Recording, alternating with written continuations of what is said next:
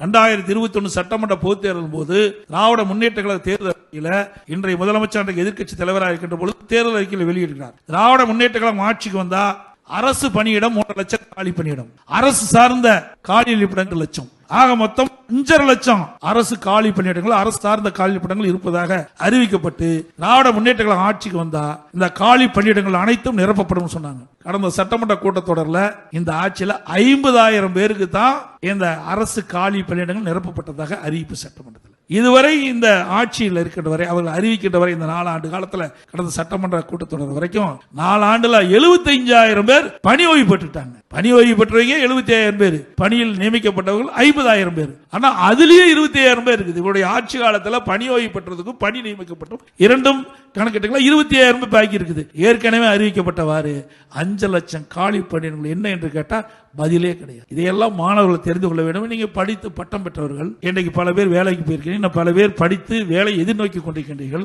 இந்த அரசு காலி பணியிடங்கள் நிரப்பப்பட்டால் அவர்களுக்கு வேலை வாய்ப்பு கிடைக்கும். அதற்காக இந்த கருத்து சொல்றேன். இங்க வரி புரிந்து சிறப்பான கருத்துக்களை எங்களோடு கலந்து பேசி உங்களுடைய உணர்வுகளை தெரிவித்த அத்தனை பேருக்கும் என்னுடைய மனமார்ந்த நன்றி.